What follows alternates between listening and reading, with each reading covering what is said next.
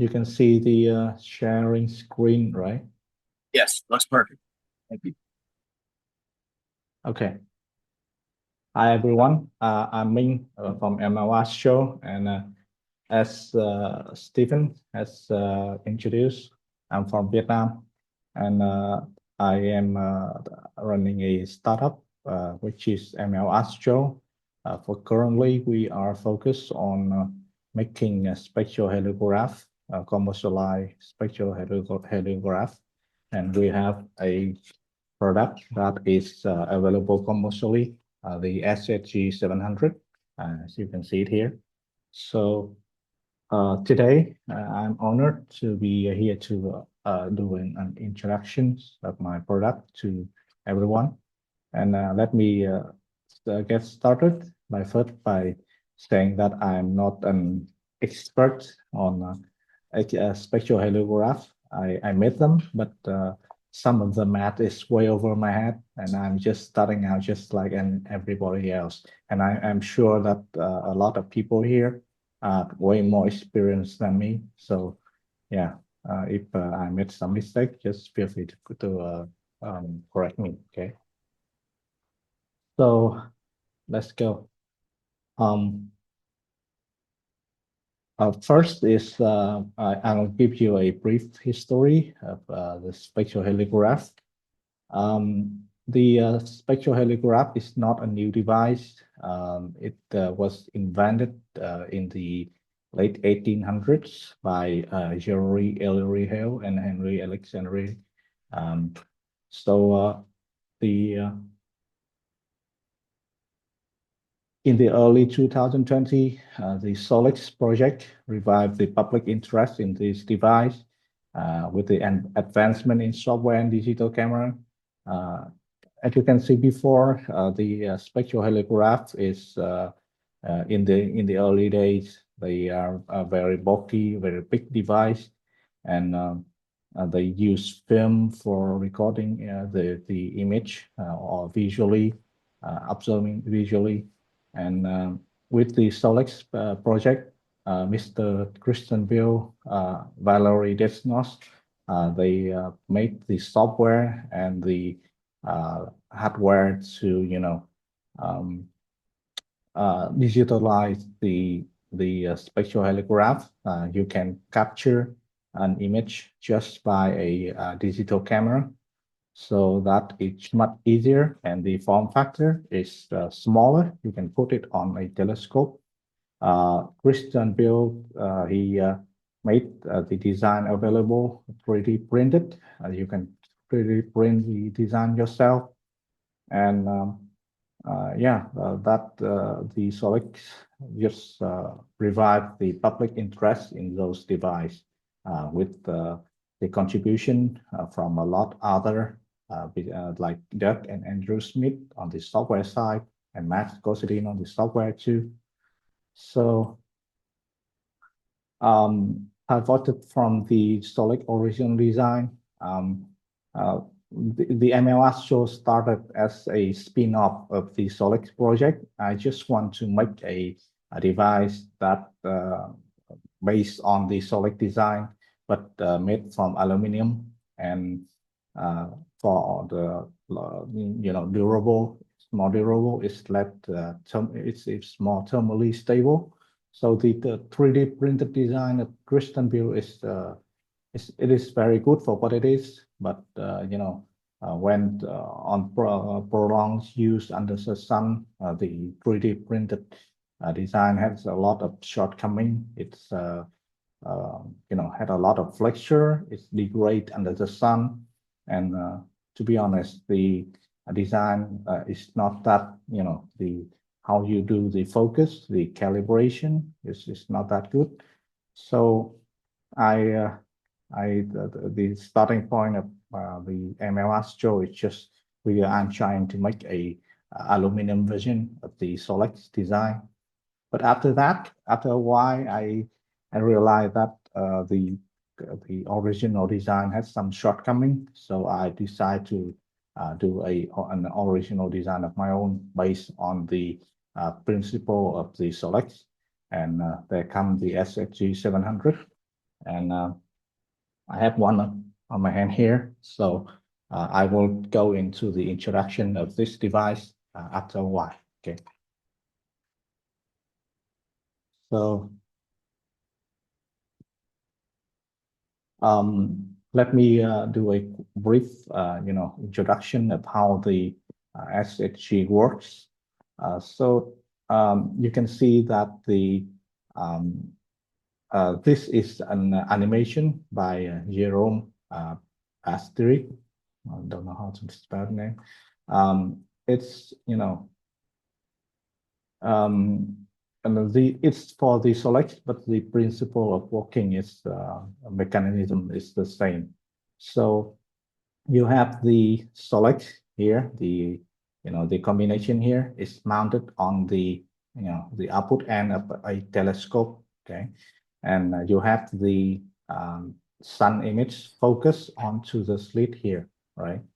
And you have this the light going past to the slit and hitting a collimator lens, turning the incoming light into a parallel beam, a collimated beam. The collimated beam hit a grating, a diffraction grating, and the grating disperses the light into a spectrum, and the dispersed light gets focused onto the camera lens, into the camera sensor by a collimator lens here, right? And because it uses a diffraction grating like this, you can change the wavelength by rotating. You can see if you rotate the grating like this, the focus wavelength, the wavelength that got focused onto the sensor will change. Because of the change of the incoming beam, right? Incoming angle on the grating, right? So that essentially is how the selects work. And by rotating the grating here, you can choose the part of the spectrum that get focused onto the sensor, and you can change the observing wavelength. All right, and you can see that we take the scan by slewing the mounts and let the sun image, drip across the slit. As you can see here, we will have a scanning video down on this side here, right? And we take a scanning video like this and put it into the software, and the software will automatically, integrate the image and give you a still image. Okay, so that is basically how the SHG, the spectral heliograph works. The SOLEX and the SHG 700 is very similar in this regards. Okay.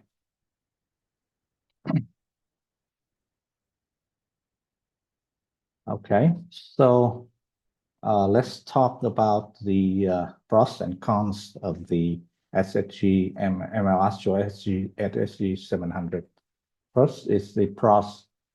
First, as I said earlier, since you can rotate, change the incoming angle on the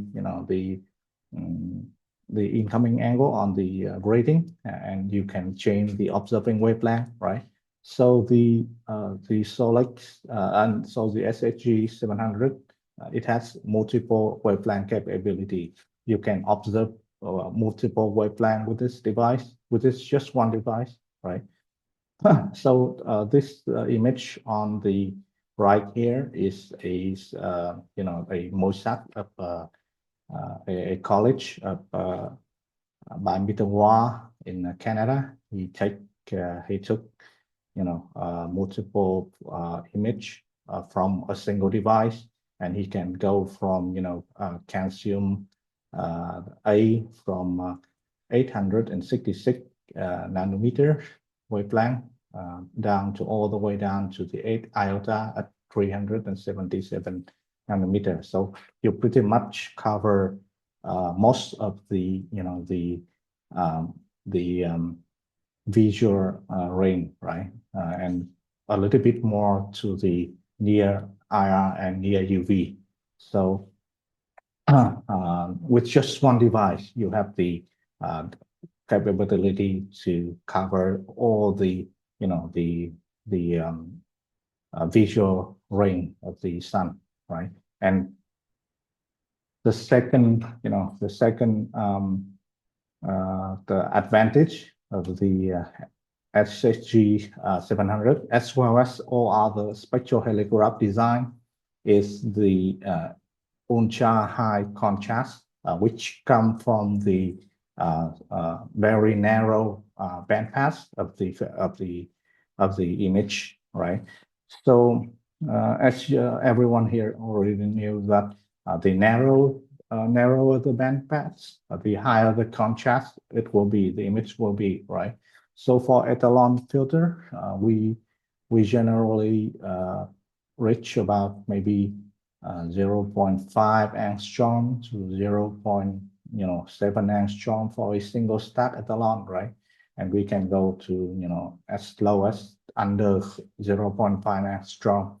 But for spectrohelograph, although the estimation varies, but I think the general consensus here now is the full width at half maximum of this of the image from spectrohelograph is about 2 times the dispersion, and for the SHG 700 is about 0.087 angstrom dispersion, so about maybe under 0.2 angstrom in full width at a half maximum. So that is a very narrow bandpass, right? So as you can see on the right here, I have an animation from 7 days of sun rotation, and as you can see, the bandpass is very narrow, which resulted in extremely contrasted disc. All the detail is very contrasty. The prominence, all the prominent filaments show very well. Okay. The third advantage of the SHG 700 is the you do not have to deal with the unit to unit quality variation. So for entry level Etalon filter, the unit to unit quality variation is a huge problem. You can see that a few affordable Etalon filter, they have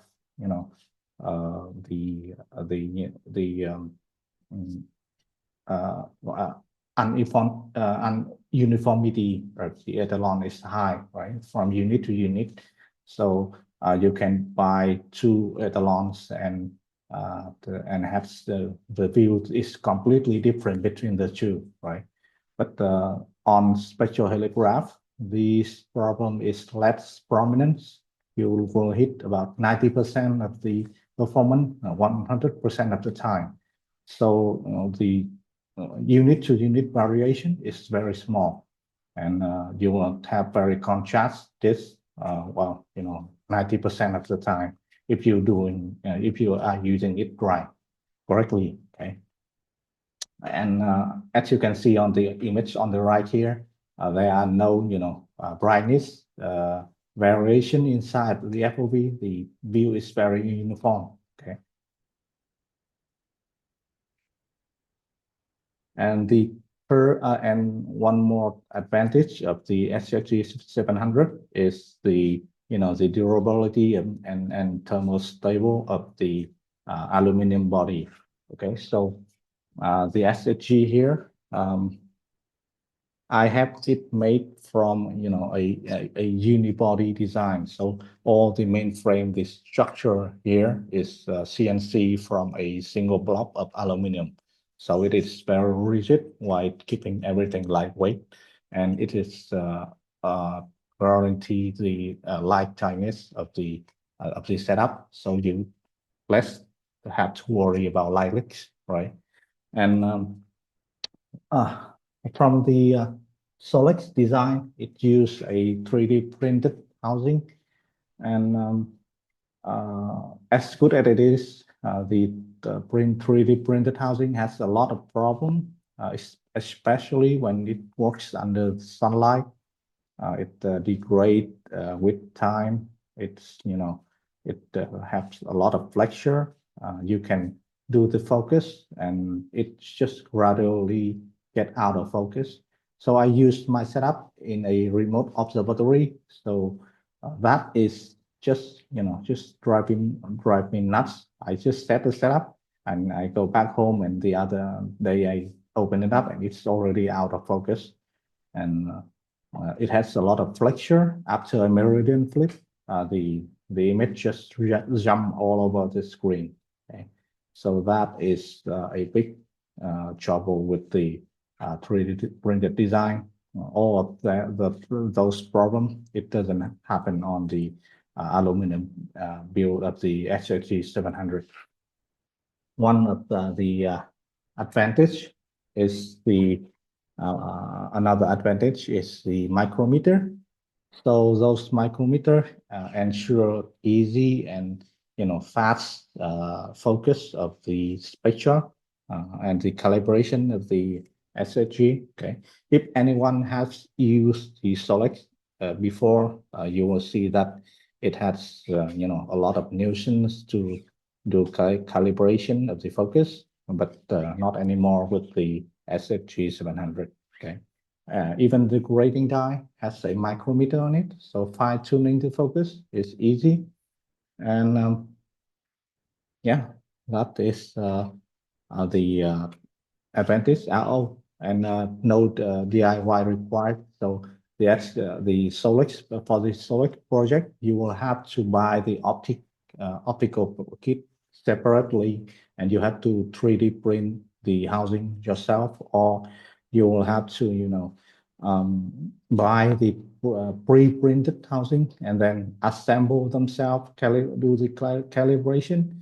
And quite frankly, it is not that easy. Okay, a lot of people just buy the 3D printed kit and do the assembling themselves, and they just do not get the optimal image quality from the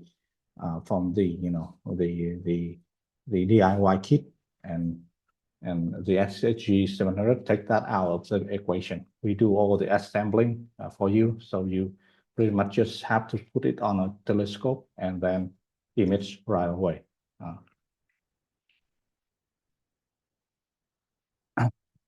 Another, bright point of the SHG 700 is the customized optic. So for the Select, Christian Bill used a doublet design, and those design limit the because of the aberration, optical aberration that inherently with the doublet. He has to keep the slit length at at 4.5 millimeter, which limit the focal length of the telescope you can use if you want to have a full disc in one scan, right? So with SHG 700, I customized two of the lens that is due here, and it's it's the compound lens in double gloss design, 6 elements, and 75 millimeter f4 f3.4, and those lenses have very good optical quality. It has very flat field. It can go all the way to 10 millimeter. This can support slit length up to 10 millimeter, and it still ensure you have a sharp and detail this across the 10 millimeter. So for the 10 millimeter slit, you can use up to a 1000 millimeter telescope, a focal length telescope, right? But for the SHG 700, currently I'm using a 7 millimeter slit, which limit the telescope focal length to about 700 millimeter. But a 10 millimeter slit is in development and will be released in coming days. Okay. One of the major improvement of the SHG 700 in comparison with the Solex it has a more durable slit. So the Solex slit is a soda lime glass. It has a substrate from lime soda glass, and those kind of glass is actually it is for nighttime spectroscopy, and they adapt it to use on the Solex. But under the focus sunlight onto because the sunlight of the telescope focus onto the slit, right, onto the surface of the slit here, right. So there's a lot of heat gradient on the slit, right? And the slit just will be cracked. It will crack if you put the full intensity of the sun focus sun image on it. So for the Solex, you have to use an ERF, something to reject part of the energy out from the optical system. But for our design, we use the quartz substrate and thicker, coating. So the slit is more durable. You can, use it without any kind of energy rejection at the scope under 4" and smaller. And for scope on up to 6" you can use a small UV IR cut filter, and it will be enough for the slit. Okay, so less thing to worry about, and less money to spend on ERF.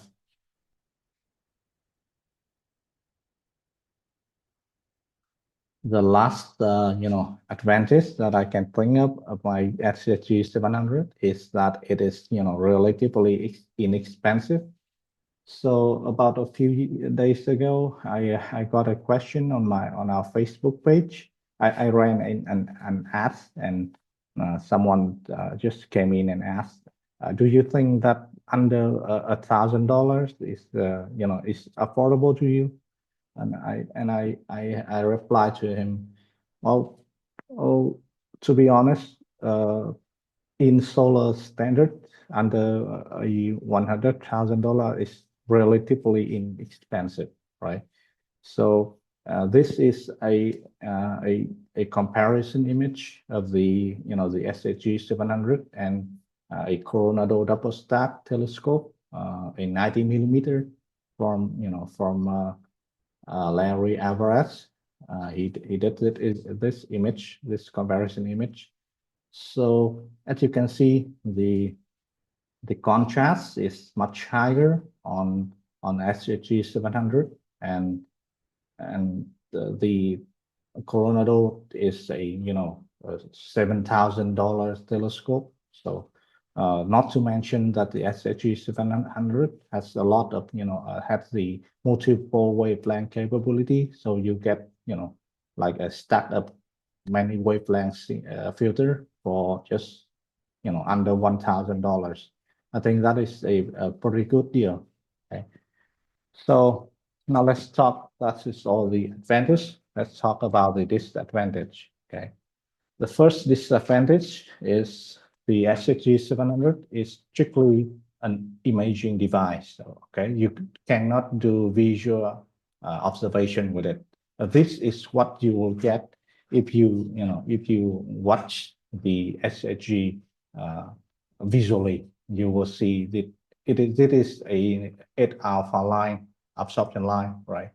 And this is what you will get if you look at the through the SHG visually. But I do not recommend doing that. Okay, so this is a visual device, an imaging device only. You do not put your eye on it, okay, because you do not see anything anyway.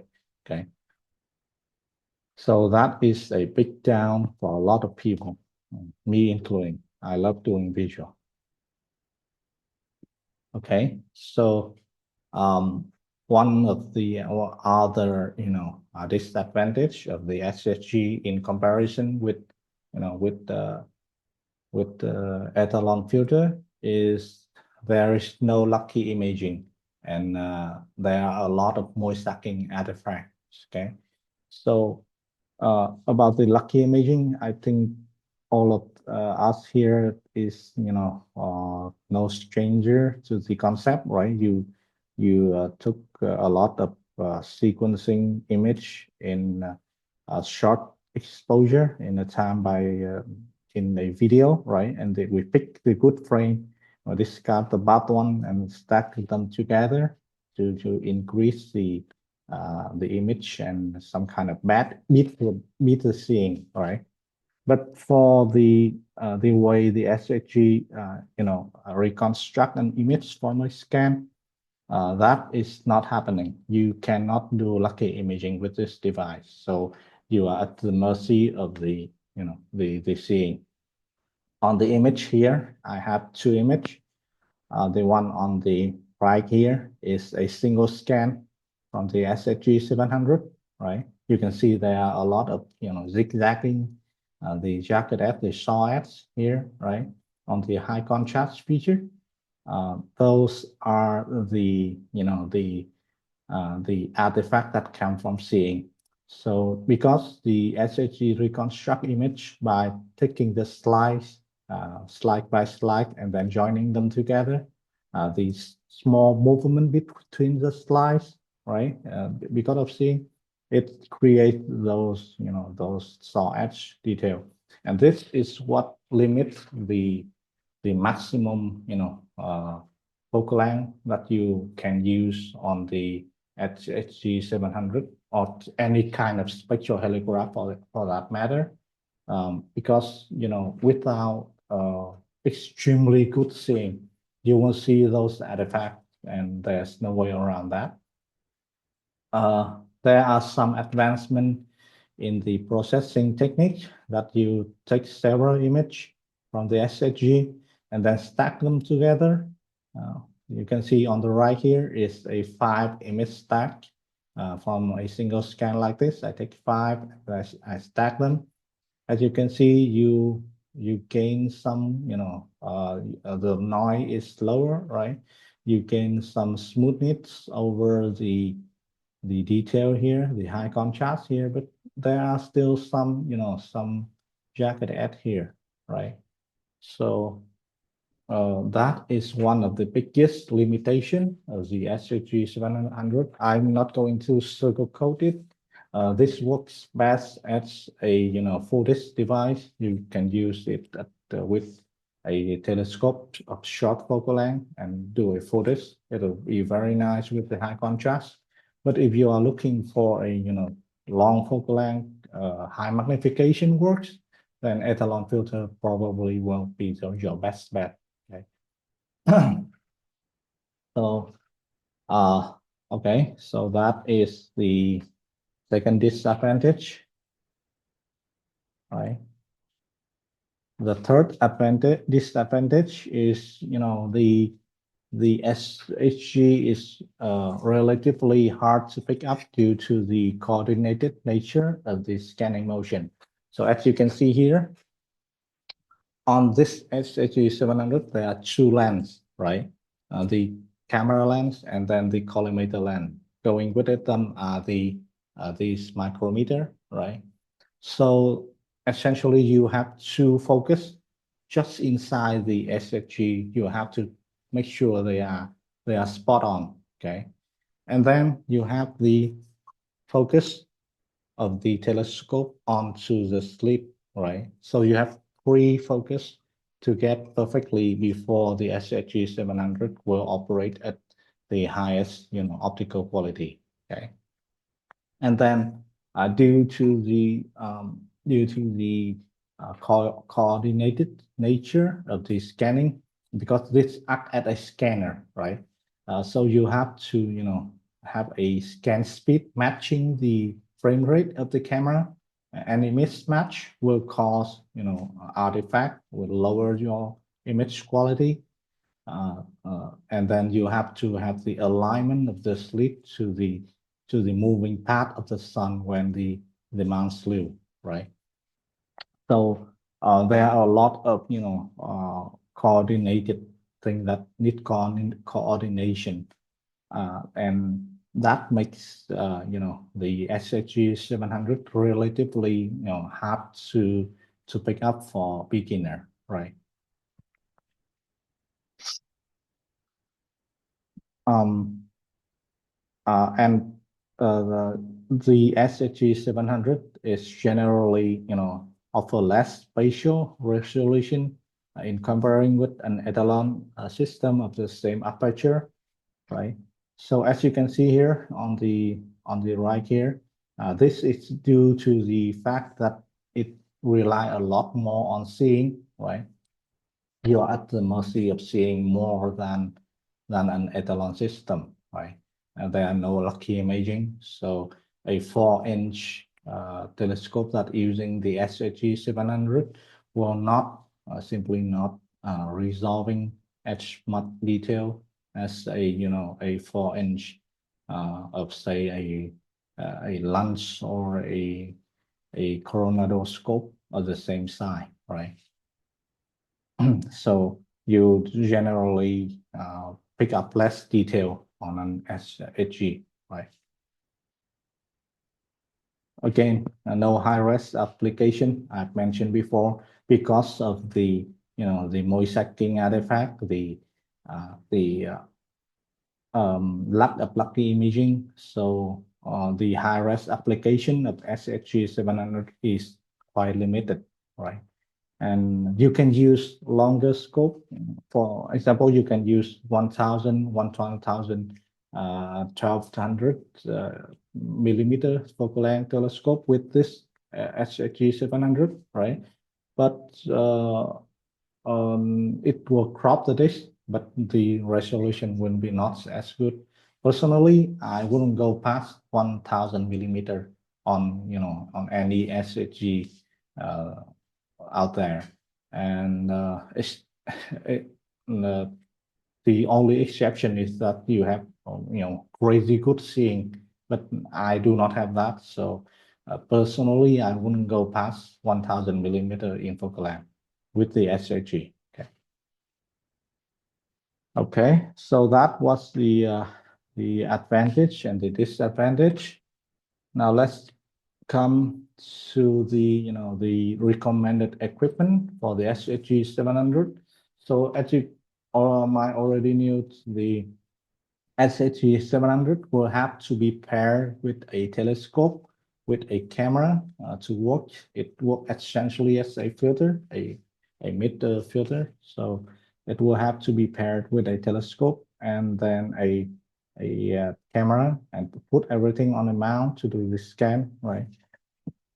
So the first thing that I would like to mention is the telescope. So there are a lot of questions about what kind of telescope works with an SHG 700, right?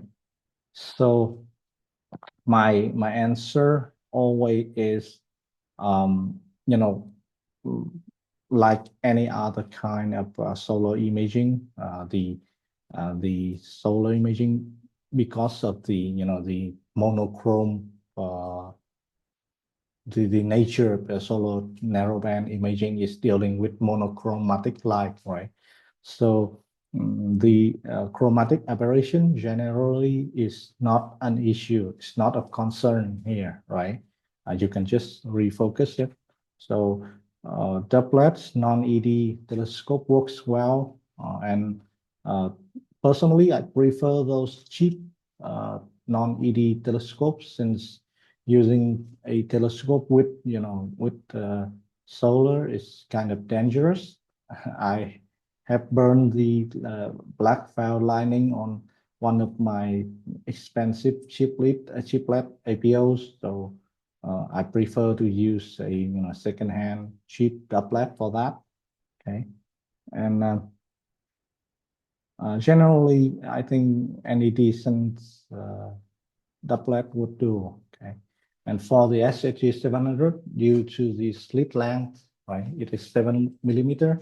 So the image from the telescope should be under 7 millimeter, right?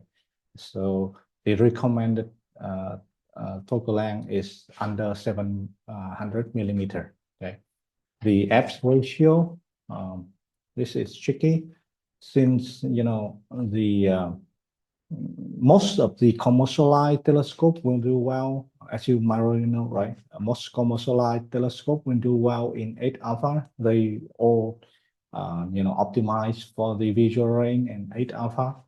But toward the blue end of the spectrum, especially on the near UV region, like calcium K, calcium H8, right? Calcium K, calcium 8.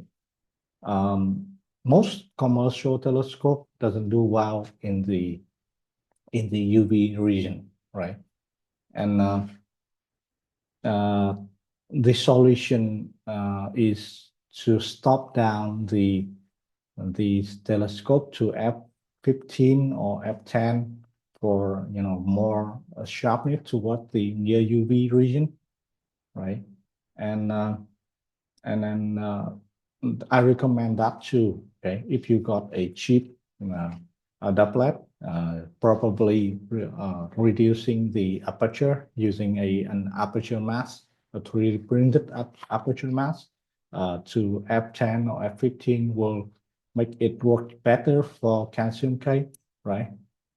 So I talked earlier that cheaper scope is fine for solar, but that's applied for 8 alpha only. Okay, as you can see here, I got a Chinese cheap doublet here, right? And then I got a Bock 89ED telescope here, right? So the image from the two scope is displayed here, and one side is the Bock 89ED, a $2,000 telescope, and one is the Chinese made doublet, right? So as you can see here, there are very little different that we can tell, right? Both scope is about the same aperture, about the same focal length, right? So as you can see here, the sharpness difference in 8 alpha is marginal. It is very hard to tell if there's one at all. But the story is different in calcium K. As you can see, the image on the right here taken from the Bock telescope, and on the left is from the Chinese telescope, right? So you can see, I don't know if you can see it on your screen, right? But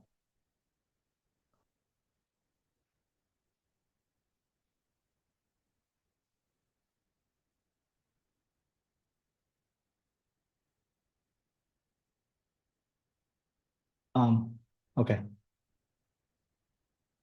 Is everyone still following?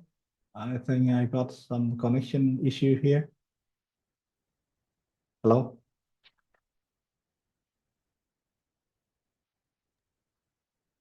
Yeah, it's all okay. Okay. Yeah. Yep. Okay. Good We here. still hear you. Yeah. Okay. Sorry. Good. Okay. So as you can see here, on the right we have the Bock 89ED, right? You can see it had very good sharpness in calcium K, right? And on the left, the image is much less contrast, much less sharpness, right? So essentially, both of the image is taken with the scope wide open, right? So essentially, all the performance gain that you will get from getting a premium optics probably will go into the near UV end of this spectrum, right? And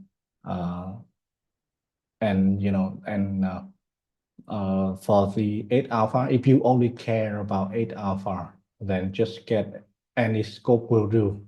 I think that is the consensus here, right? But let's keep in mind that paying more is not not an guarantee performance in calcium K, because more often than not I see that my doublet is outperforming my more expensive chiplet APO at the end of the near UV spectrum, right? So you have to try the scope to see its performance, right? And one of the other thing that we have to consider of the telescope when we do the purchase or anything else is the focuser. So as you can see, the SHG 700, it weighs with the camera, it weighs about 1.2 kilogram, right? And it's sitting, all the way down to the focal plane. So the focal plane of the telescope will be sitting here, right? Another image, you can see this focuser has to go all the way out to accommodate the SHG 700, right?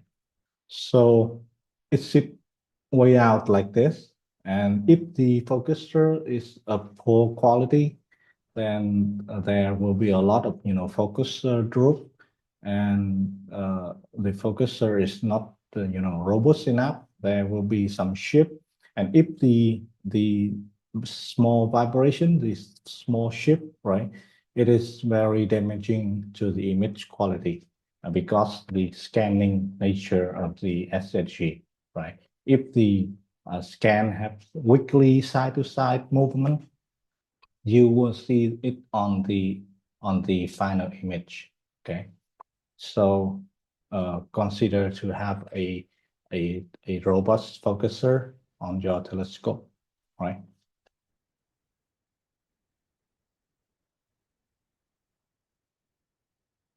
Okay, so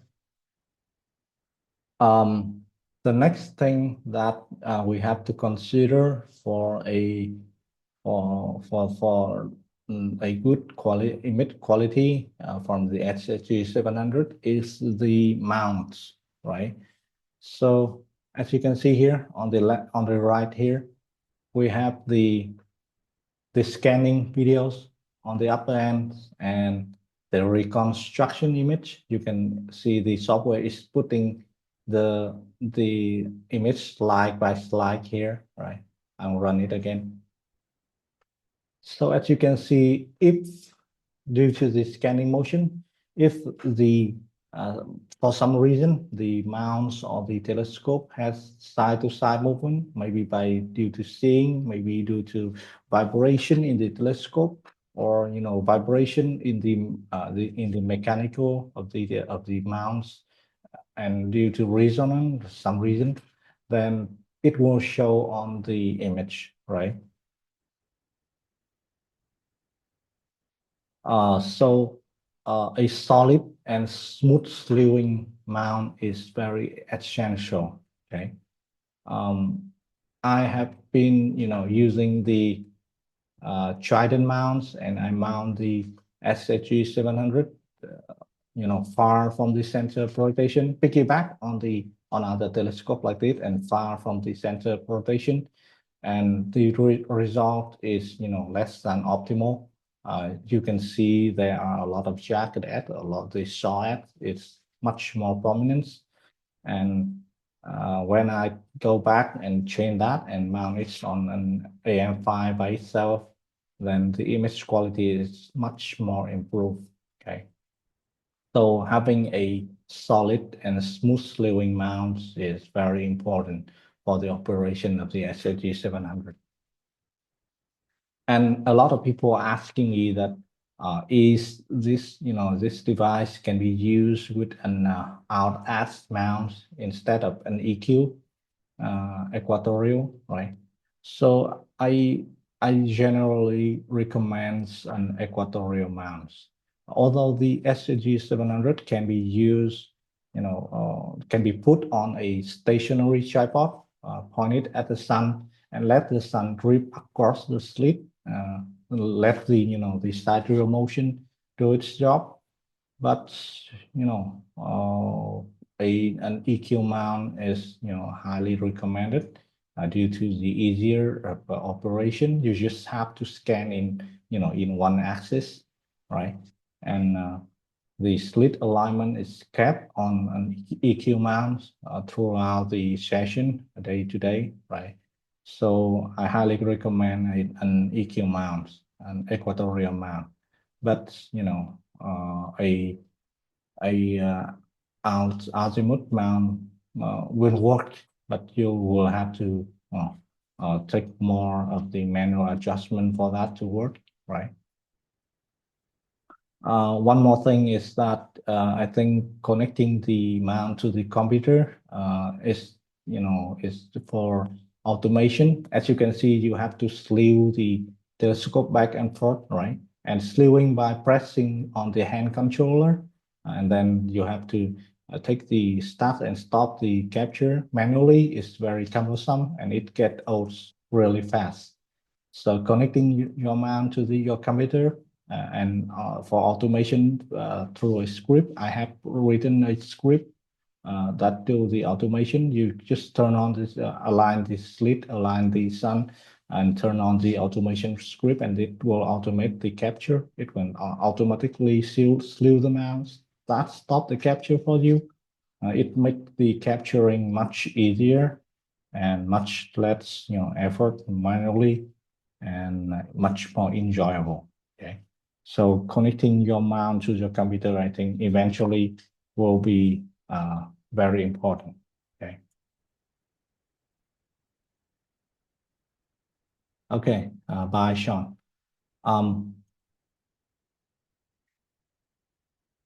The last piece of the puzzle is the camera. Currently, for the 7mm slit, you will need a camera with, the long side, long edge of the camera, cover the length of the slit, which is 7mm. So the length of the sensor should be more than 7mm. For that reason, there are a few cameras on the market that match this. And then the pixel size for the SHG 700, about 2 micron of pixel size is ideal. Okay, so combine those two, and you can see that the best camera for the job is the camera with the IMX678 sensor, or the IMX178 works too, right? There are several cameras that is very popular with the solar imager, like the the 174, right, or the 432, right? But those are although they have the sensor estate to accommodate the slit, however, the pixel size is quite big, right?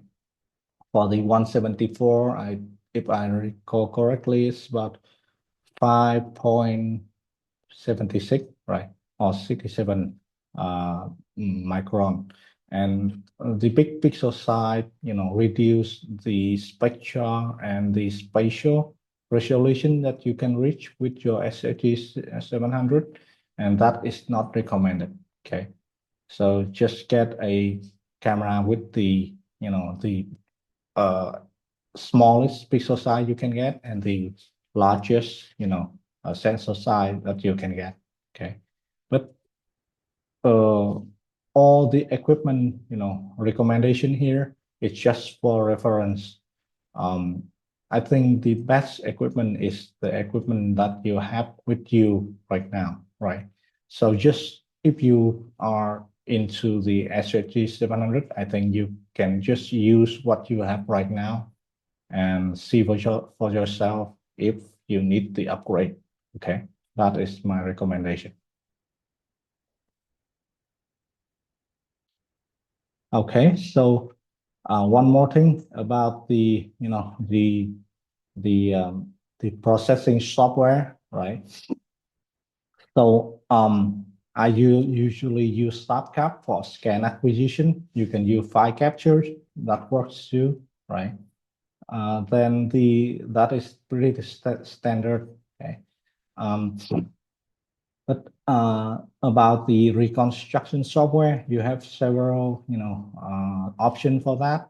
One is the INTI, which comes with the Solix project, right? And then this JSolect from Cedric Champo he produced exceptional piece of software. As you can see on the right here, is an image that I taken with the JSolect 2.9 version, right? And he even even annotate this active region for you. Now, how cool is that, right? You do not have to check the live weather, speak weather live to see which active region you are looking at. It is automatically annotated for you on the SolarDisk. For stacking image from the SHG 700, I recommend the Auto Stacker 4. Right, you can see the image quality improvement here. Very good, right? Okay, so what's next? That is the current state of the project. Now, what's next? Since the SHG 700 is still, an ongoing development, all right? So there are a lot of things that I plan for the future. First is, for spectroheliograph as general, the software improvement, right? So I'm aware of a few, ongoing development over the software side, right? People are working on better AI-assisted image reconstruction. So the jagged edge we see earlier is due to the side-to-side movement of the slices when you join the video, right? So as you can see that because of the linear movement nature of the movement, having a chain AI to look at those jagged edge and can tell, oh, this must be this way, this must be that way, and move the slices subpixely to to flatten out those jagged edge and achieve a closer performance to an Etalon filter. That is I think personally that is a very interesting approach. Okay, and someone is working on that. JSolect, the reconstruction software that I mentioned earlier, it is also in fast-paced development. There are update push in pretty much every week now, and the improvement is very quick. At anyone, if you have used it for the recent version, see the improvement and the feature is being added very quick. And I'm working with Cedric Champo to on those improvements. I also know that there are some team that doing work to employ some form of lucky imaging, maybe oversampling. You take several slides and then pick the best one. And then one of the major problem with the SHG is that the traditional quality estimator algorithm of the software is not work very well on the SHG image. This software can tell between the good and the bad SHG images. Okay, so a better image quality estimator is on development, and I think that will do a lot of works on how to on improving the stacking process, the sorting, the stacking process, right? And personally, I'm working on better capture automation. So I released a script for SHG automation, but it's very crude. It is still early in the development process. It works, but it's pretty crude. I am going to make a GUI, automatically link detection, those kind of things. So it will do more of the work for you. Okay. About the hardware improvement of the SSG 700, this applies to the SSG 700 of ML Astro, right? First thing is the longer slit for using with longer scope. So currently the SSG 700 is using a 7mm slit, right? So the maximum focal length that you can use is a scope with focal length less than 700mm, right? But I am working on a 10mm version, and that will be retrofittable to the SSG 700. Okay, you do not have to buy anything or do any modification. Just swap the slit and you are good to go. So it is a little bit early to tell, but for all the early adopter of the SSG 700, I will have discount program, heavy discount, about 40 to 50% discount. So you do not have to pay a lot if you want to upgrade in comparison with someone buying new. Also, a 12mm version is being planned.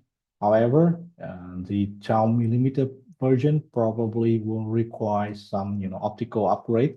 We'll have to change a lens. So if you want even longer focal length and resolution, probably you will have to upgrade one of the lens. There are two lenses in the SSG 700, and probably you'll have to upgrade one. Okay, but I will try to keep the price reasonable for the upgrade for early adopter. Okay, I'm also plan on adding even hardier slit with better coating that support cleaning, because slit cleanliness is very important for the SSG image quality. So having the ability to clean both the upper and underside of the slit is very important, and I'm working on that to make sure that happen, right? And I'm also working on anti-reflection coating on the surface of the slit. There are some interesting development on the slit side, okay? And I'm working to improve the slit smoothness. Since I've said earlier, our slit use a thicker coating. So thicker coating is more opaque across the wavelength. However, it's due to the thickness, the edge is not as smooth as the thinner coating, right? So the edge smoothness causing uniformity problem with the SSG, and I'm asking the supplier to improve the manufacturing process to better the edge smoothness of the SSG 7 of the slit while still maintaining the thickness, so it will be easier to clean while still have good edge smoothness. Okay. Another thing that I am planning with the hardware is better optic with higher spatial resolution, maybe longer focal length of the collimator lens, right? So it has better spatial resolution, and it maybe I will release some spatial version for different purposes, like if you want to do UV observation or infrared observation, you will need specialized optic for those application. And the nice thing about the SSG 700 is that it is very flexible. All the lens will be made backward compatibility, so you can just swap the lens and you're good to go. Okay, you do not have to buy the housing again, just the optic any chain will be made backward compatible with an early adopter will have big discounts. So no one left behind. Okay. One of the other, improvement that I am working on is, as you can see here, right? There are a few waiting screw hole here, right? Those are the waiting screw hole for the motor mount. Okay, so I am working on a motorization, so you can, operate the SHG 700 from a remote location, and you can change the wavelength.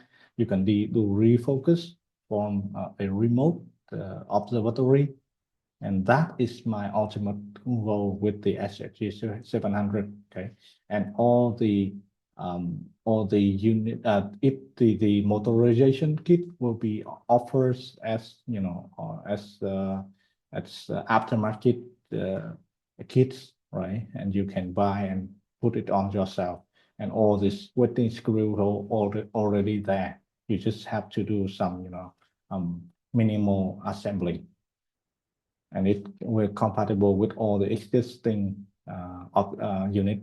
Okay.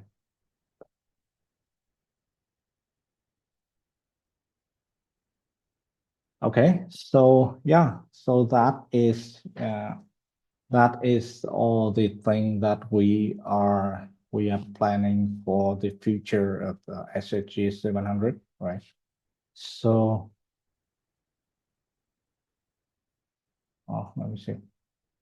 Okay, so that'll be all. Thank you for listening, and yeah, I am very really appreciate everything, everyone. Okay, thank you.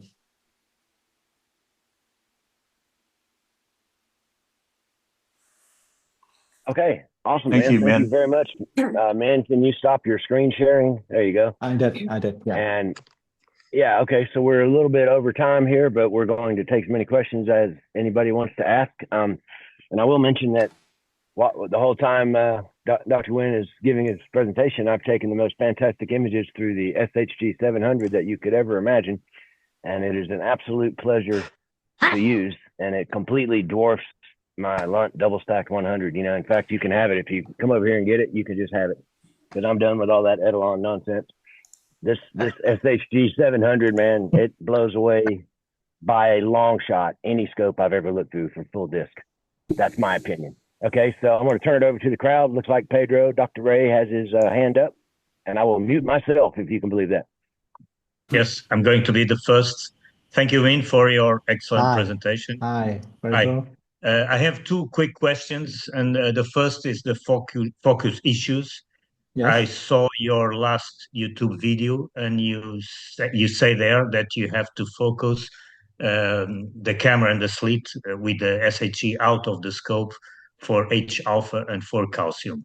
That's the first question. Do we have to do it all the time, or because with the Solex it's different? And the other question is the nature of the slit. You say that there is no need for an ERF for scopes of less than 4 inches, but with the Solex we have to use it for if you don't have a ERF or some kind of filter, you will damage the slit. So these two questions. Thank you. Thank you, Pedro. I can see that you are an avid user of the Solex, right? Yes. And you use it on a remote setting too, right? No, not really. I have several remote observatories, but not for solar. I have to be there all the time. Yeah. Not okay. Really. So about your question, first about the focusing of the SHG 700, right? I recommending the calibration of the SHG 700, away from the sun. You can put it on the telescope and do that. You do not have to take it out of the telescope and do that. Okay. And what I was intended with the tutorial videos is how people check for the calibration when they get the SHG 700 units. Okay. And once you have done the calibration, the focus holds quite well over time. And I use it on a remote observatory myself, and through the session, the focus shift is minimal, and you can go weeks and months without touching the focuser, right? Okay, thank you. About the focus, it doesn't vary a lot from the Solex. The principle are the same, right? However, for the Solex, since the focus mechanism of the collimator is it's very hard to adjust on the fly. Okay, so that is the reason Kristen Bill recommend you do not touch the collimator focus. He leave it there for all the focus the wavelength.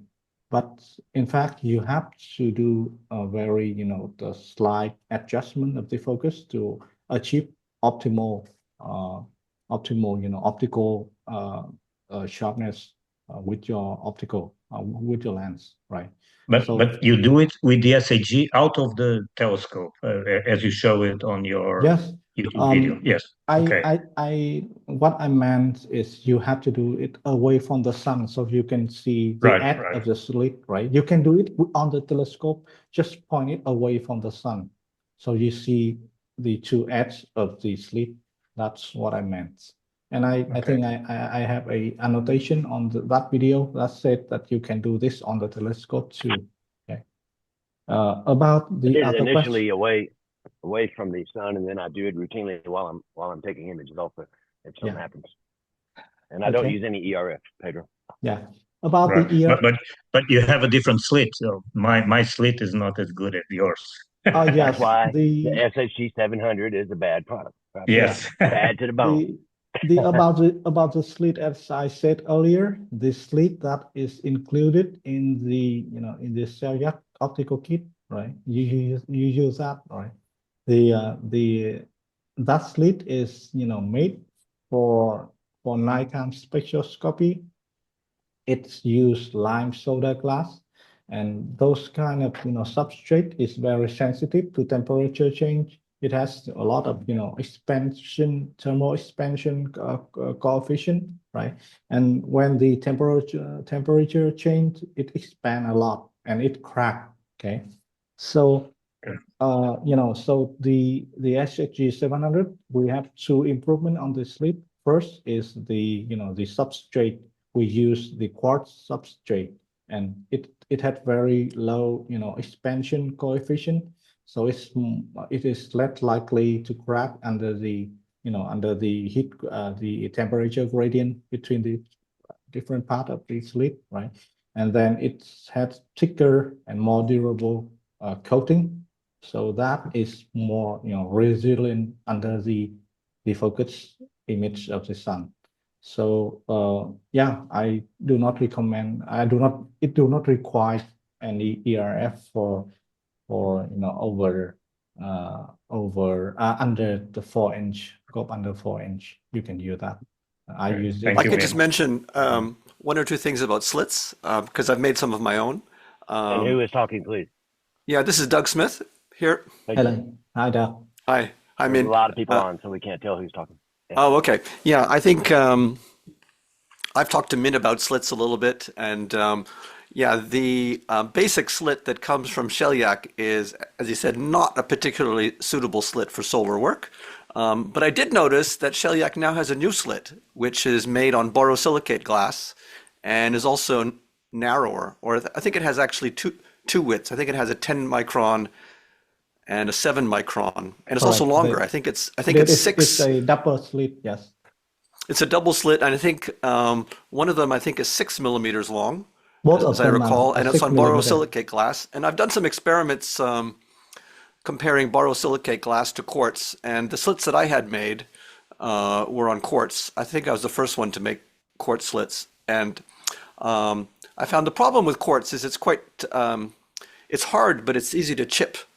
Right? It's so hard that it chips a bit on the edges, which can cause some problems. And borosilicate glass is not as good in thermal expansion properties, but it seems to be good enough because I did do some tests with some borosilicate slits I got from China, and they seem to also be able to be used without any kind of ERF.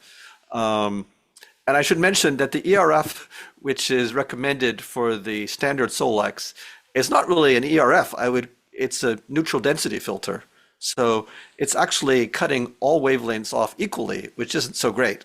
A more reasonable approach is to use something like a little more narrow band, like UV-IR, which is Yes. giving you most things. Or I know some people use just an H-alpha filter or some kind of blue filter if they want to look at like short wavelengths. But anyway, I have not investigated the new Shellyak slit, and I don't even know if it's really backward compatible to the existing Solex design or not. I think it's a fairly new product, but that's another thing you can think about, Pedro. And I think also Min slits, you could probably use Min slits with a standard Solex, couldn't you? Yes, you can. Yeah. Yeah, yeah, and So I have to buy one from you. yeah, or He'll give you one. yeah. I should mention, I think Ken Harrison is not on this call, is he? I mean, he's in Australia, so it's probably Yeah. too late at night. But I thought I'd share some images. Maybe Well, Min's also, in Vietnam. It's like 3 a.m. for Min. yeah, it's. I think Yeah, it's so even a that's little bit. what It's the same time in Australia, but he's been working also with Min, right? Like Min. Yes, I've Ken been Harrison been working with corresponding you. with Ken. Yes. Yeah, and I'll like stick some pictures from him in the chat here. He so Oh, yeah. so this is the body from Min, but what he did was he used his own optics, which is kind of an interesting idea. So it's a hybrid between a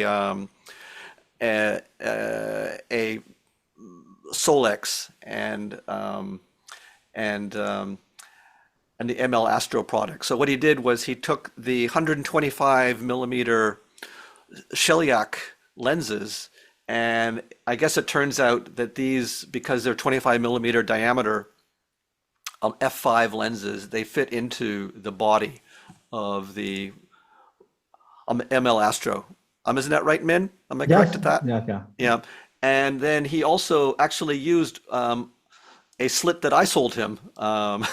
So he, for various reasons, I'll like stick in a picture of one of my slits. Just to show that with a body you can incorporate a bunch of different components if you really Yeah. want to fiddle around. So this is one of the slits which I provided to Ken. It's a chrome 1 quart slit, and it's mounted in an aluminum mask and then put into a 1.25 inch filter cell. And Ken Harrison told me that he could adapt the 1.25 inch filter cell to the ML like Astro. Is that right, Min? There's some Yes, sort of it does the request to make the SHG 700. The SHG platform is compatible with your slit. It's very popular, so I made that. You can screw the 1.25 inch slit onto the slit mounts and make that compatible. Yes. yeah. I mean, Okay, so because we have a ton of people waiting with questions, by the way, just to let you know. okay. Anyway, No, I keep going. I'm thought- just saying we have at least 30 questions waiting. Okay. Thank you. Yes. Steve Iverson, you had your hand up? I did. Mine wasn't a question, just an observation saying, Okay. thank you very much. And the progress I've made in a couple of sessions is amazing. Thank you. Thank you. I absolutely agree on that one. And who else? Go ahead and speak up because I can't see most of the people that are on the meeting because there's so many. I know that Cedric is here with us, and hats off for your excellent software, the JSOLX. It's really great. So thank you. Yeah, we- Cedric. we- Can we you have- speak? We have Okay, Cedric here. yeah, that is Hello, the Cedric. most fantastic software I've used ever. It is great. Yeah, it's free. That's the great part about it. Hey, I'm using okay. it right now. Hi, and yeah, Cedric can say thanks. He doesn't have a mic. Okay. Yeah, the output of that software is just absolutely fantastic, and it's amazing to see it work. Yes. It's way more than you can describe on a meeting. All right, so Uh, a lot of people uh, just gave up. So Douglas, go ahead. okay, so another observation, maybe if I can. Yes. Douglas mentioned that there is a neutral density for the Solex. I use that all the time, but I also use a filter in front of the Solex, H alpha or calcium filter, whenever I'm working on the blue end of the spectrum, and that helps. So I'm not sure if Min does that, but apart from the neutral density filter, I also use a H alpha filter when I'm Yes. imaging in H alpha, so it can help. So about A that, 7 nanometer one. yeah, I have something to say about that. Christian Build recommend the neutral density filter, a very specific brand, the Hoya Pro ND, right? And he used it on the front of the as a front ERF, right? And Right. personally, I don't know what your observation are, but mine personally is all kind of neutral density that is mounted on the front of the telescope degrade the image quality. That is my observation I so agree. I far. agree. I use a Bother one, but I agree. Yes, It degrades. even the one he recommends, it degrade image quality. It maybe isn't that noticeable if you are just using it with 30 millimeter telescope, a very small aperture, but it will be noticeable when you go up in the aperture. And the Right. reason is because those filters are not meant for for solar application. They are absorption filter, so they reject energy by absorbing the filters. They're black, right? And Right. they absorb the heat, okay? And all those filter are very thin, okay? All the ERF, even the absorption one from Daystar, for example, they're very thick, right? To keep the figure of the filter when there are some expansion or something. But for example, the 100 millimeter ERF from Daystar, it is about yay thick, about 12 millimeter thick. It's very thick. But for the ND filter from Hoya, it's 2 millimeter for all sides, right? If you can get a 87 millimeter, and it all about 2 millimeter thick. So it is not thick enough to hold its figure, and especially the mounting of those filter, they are rigidly mounted in the ring. Okay, so when it expands due to the heat, it will warp and deform the figure of the surface. Okay. I agree, but we have to use these filters. If we don't, we will damage the slit. So You can use problems with the slit. as you said earlier, you can use a sub aperture narrow band filter, right? I think it will much better. Or you can use something like a solar wedge, like a Herschel wedge, right?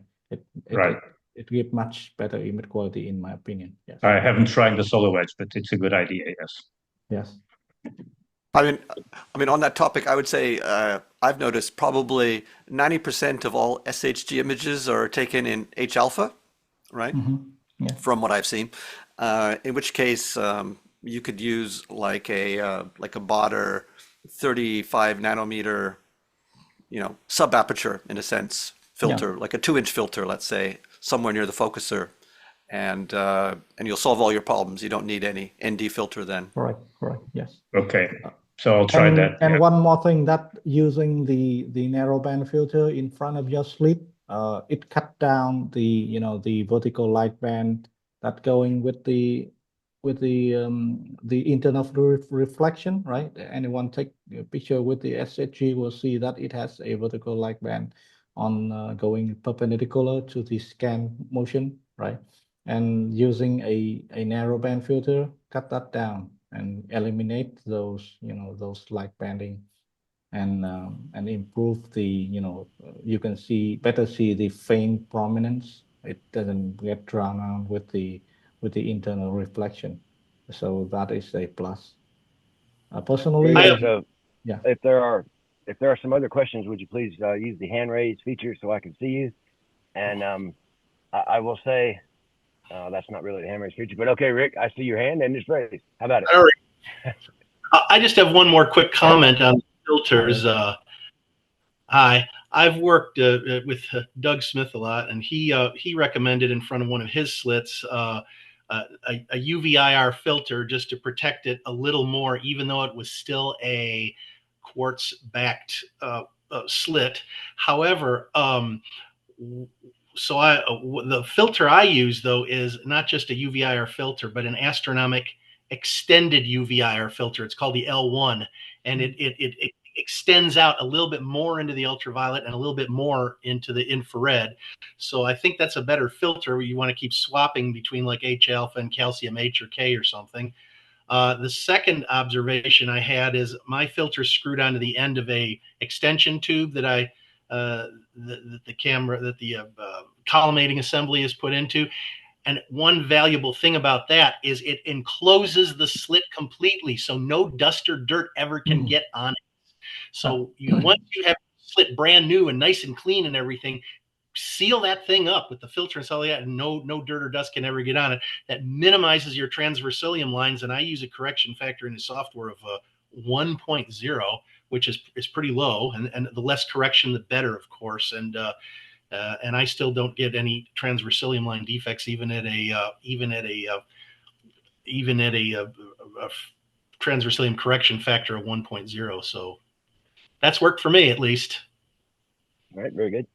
I will make the note that some of you may have saw during the presentation, but I personally slammed my head into this back of this SHG 700 at least a dozen times while getting up, and it has been an extraordinarily durable piece of machinery, unlike my skull, which has been leaking blood many times from it. So yeah, this thing has revolutionized solar imaging for me, full disc, and I'm not a super nerd. I don't know anything really about all the engineering and mechanics that go into it, but I do know what a beautiful solar image looks like. And there's absolutely no doubt that these spectroheliographs from any of these guys are the way to go, in my opinion. I'm curious, who here owns a working spectroheliograph and is currently using one? Would you raise your hands in your okay, so that's 1, 2, 3, 4, 5, 6, 7, 8 people are using them. And is this real hand raising this time? So this is okay, right? Whatever you want, Rick. So that's great. Now we've got a few more minutes. My wife is already very angry with me because our presentation went over an hour and a half, but that's all right because you better watch Marcus. The nature of the SHG 700 with its, the many the hard to pick up nature of it required, ground support, and I understand that. Currently, I'm trying to do the support myself for customer via video chat or the email, but the ground support is want to be vital to its adoption, I think. Yes. And this will be at NEAF because Ted at AstroHUTEC is your North American vendor, and he'll be at NEAF in a couple months, and I'll be there with him, and we'll be able to show anybody. Had raised hand, yeah. Yes, Bill. Yeah. Hi. Thanks. Yeah. Oh, sorry. Bill, could you please hold a bit? I think Vinet said it first. Yeah, go ahead. Okay. Thanks, Min. This has been really, really helpful. But this is my first Zoom chat, so you'll have seen me as Vineyard. It's Vin from short for my first name. So I did get the Solex, and I did find it really tricky to use. So and I'm really tempted by this. I'm curious about what you said that. I mean, I've seen the stuff about the mosaicing artifacts. I think somewhere in your presentation you said that the spatial resolution is also not as good as with an Etalon. Can you talk about that a little bit more? I'm just trying to understand.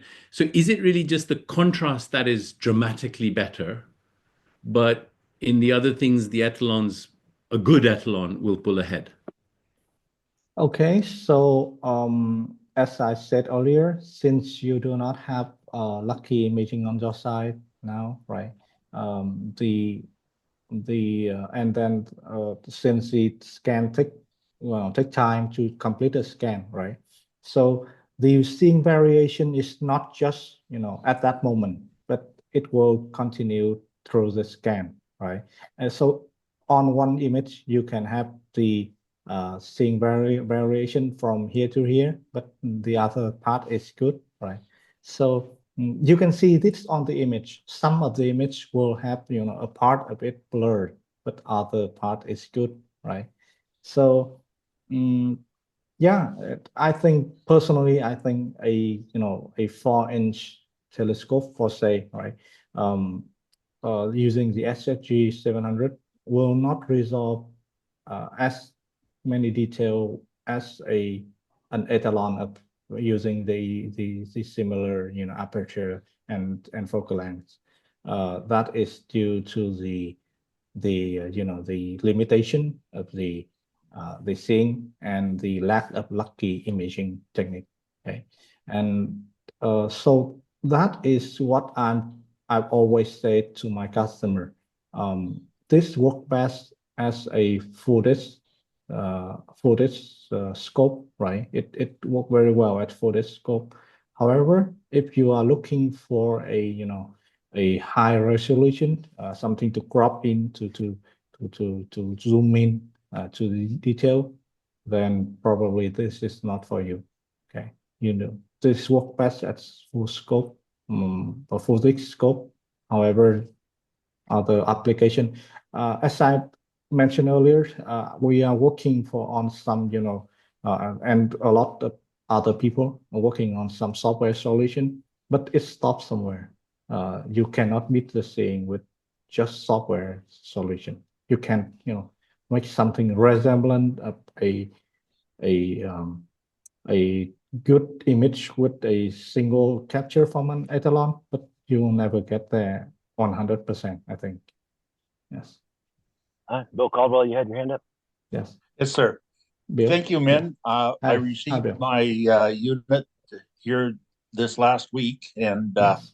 waiting for some decent weather to get out with it. But Okay. by following your different YouTube videos, it seems like you cover all the bases very well. So hopefully even a non-technical person like myself will have this thing working fairly well. I'll be posting when I get it going. Thank you. Thank you. Yes, because the nature of the SSG is hard to pick up. So I've tried to do a lot of tutorial videos, show you how it's done, and a lot of people does it on their own on the first try. Steve that did it the first time he picked up the thing. So personally, I didn't think it is that hard to pick up. I always said that on my astronomy hardness scale, right? This is a 7, 1 to 10, right? This is a 7. So it is a little bit harder than maybe polar aligning your EQ mount visually, but it's definitely easier from collimating an RC telescope, that kind of thing. So it's not undoable. And I think it is as easy as spectral heliograph is gonna get. Okay, we took most of the hardness out for you, and all the adjustment is very smooth, very easy, and it's as easy as it gets when it comes to a spectral heliograph. I think I can say that with confidence. Yes. All righty. So, Min, we ask all of our speakers, and thank you for your presentation, and thank you so much for your very personal tech support with me over the last few weeks. I know I'm not as smart as most of these guys, but I did figure it out, and I'm exceptionally pleased with my product. I love it. And Min has a little 2-year-old daughter, I think, or 1-year-old daughter in an apartment, and he's trying to make a living, man. So let's help him out. Who is your favorite Star Trek character, Min? And be careful how you answer. Star Trekker? Yes. Who's your favorite Trek character? I'm sorry, I don't get that. Can Star you Trek, repeat? man. Star Trek. Star show Trek. Star Trek. Who's your Star favorite? Trek. Sorry, I'm not a Trekkie. Oh my God. I work. Oh no. No, I'm a Star that's the Wars wrong guy. answer. That's the wrong answer, man. Okay. Okay, but I have to be honest, I'm not as Jackie. I am a That's a big mark and not in your favor, man. You're gonna have to change that. And I'm okay. also curious, Douglas Smith, what is your favorite Star Trek character? Oh, mine. Well, I'm Captain Kirk, of course. We are gonna be friends. All Yeah, right. yeah, yeah. Actually, I did have one suggestion for Min for a future as a design evolves. I would say I'd highly recommend incorporating a 30 millimeter grading rather than 25. Because Yes, as you start to play around with things like focal length of lenses and so on, you'll find that you'll have vignetting yes, of the absolutely. optics Yes, that from the is totally grading. And 30 explained millimeter explained to. doesn't Yes. cost too much more than 25 millimeter grading, but it allows you, because, there's all sorts of compromises, but I would say since the grading is one of the more expensive pieces, if you have a 30 millimeter grading, you have a lot more flexibility in terms of how you change the collimator optics and so on. I personally use a 50 millimeter grading, but that's first of all much more expensive, and second of all, it increases the size of everything a lot. But 30 millimeter isn't that much more, I'd Yes. say, than 25. Yeah, that is a very good advice, and I experience it myself right now, right? So when I go through the 10 millimeter slit, I'm already experiencing some vignetting with the scope, right? For the above 700 millimeter scope, I'm already experiencing some vignetting. So if the 10 millimeter scope releasing, it will require you to stop down the optic, the front lens to f10 or more, or else you will have significant vignetting. Okay. So, and yes, I think that upgrading to 30 millimeter grading is high on the priority list. And of course, it's will to bring the price up, jack the price up a little bit, but that I think that is not a so big an issue if you can use for say with a 12 millimeter 100 focal length telescope, right? It is an justifiable upgrade. Okay. Yes. Thank you. Thank you. All right, awesome. So we're at 95 minutes, and we're gonna have to cut this off. But you're welcome to contact Min, and he is more than happy to talk to you via Zoom. His Yes, English okay. is getting much better, and I appreciate that. And Alexander Hart, thank you so much for recording all this and doing this for us. And we very much look forward to it being posted on the Solar Chat forum. So thank you, Min. A little round of applause and Thank you. Thank you, adios everyone. from the 90 Bye, all. degree Georgia Thank you. marsh, where it was 6 inches of ice a week ago, and now it's 92 degrees outside. Okay. You're still in your See you later, shirt. everybody. So, yeah. Oh, Okay. See you. Bye. Bye. bye. Take care, all. You'll have to Take end care. it, Alexander. Thank you. Ciao.